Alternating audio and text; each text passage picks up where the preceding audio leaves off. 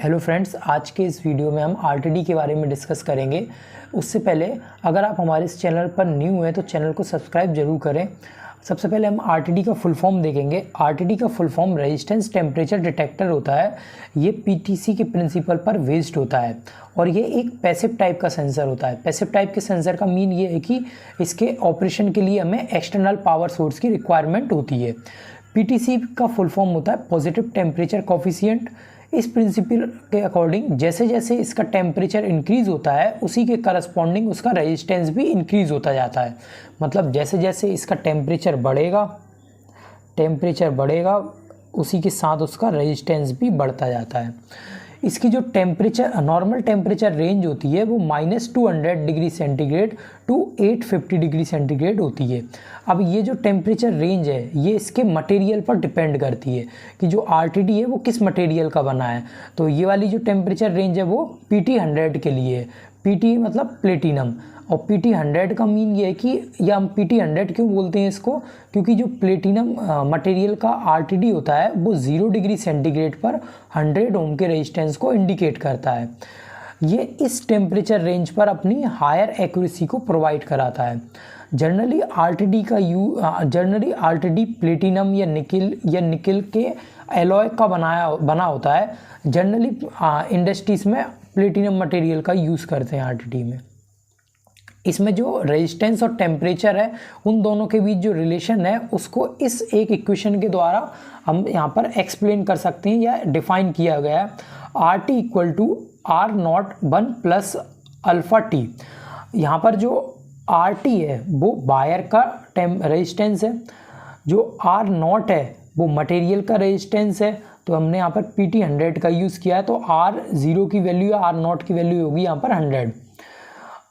जो अल्फ़ा है वो टेम्परेचर रेजिस्टेंस कोफिशिएंट है जिसकी वैल्यू 0.00385 होती है, और T है वो टेम्परेचर है।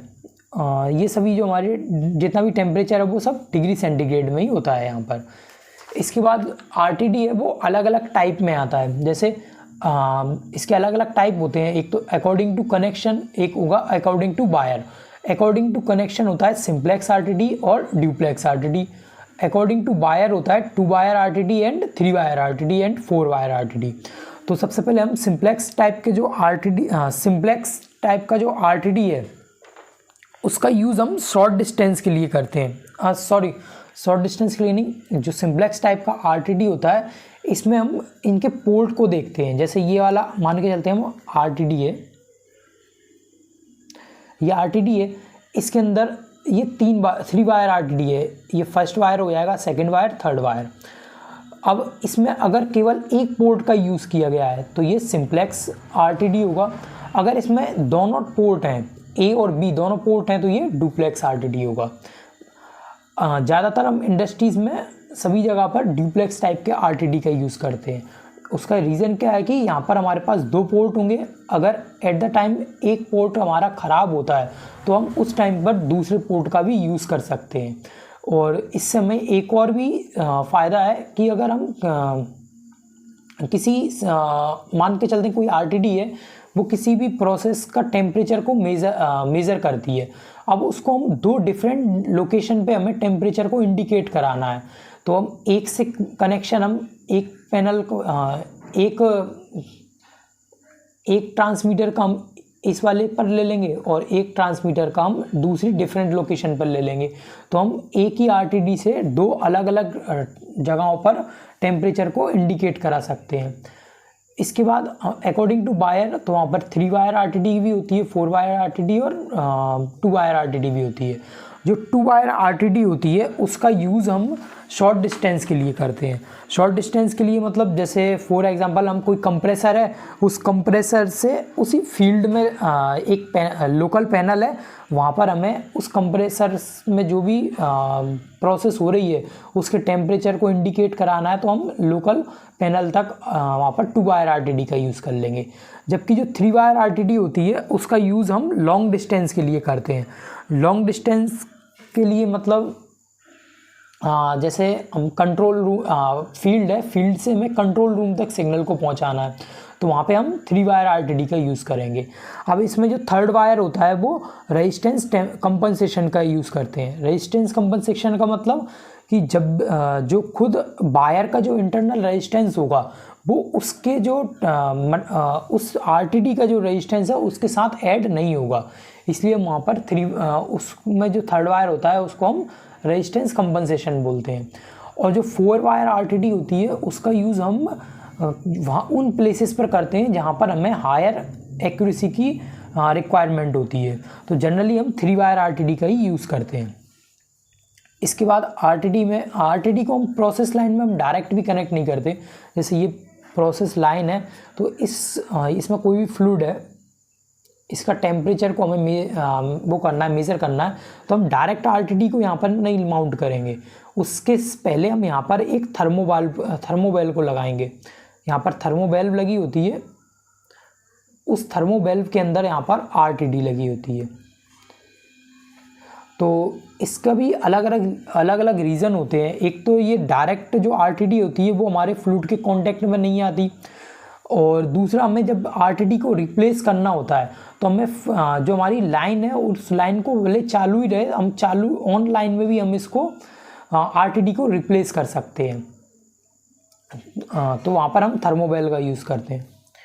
इसके बाद इसके एप्लीकेशन है, तो RTD का यूज़ ऑटोमेटिव इंडस्ट्रीज़ में इंजन के टेम्परेचर को मेज़र करने के लिए करते हैं।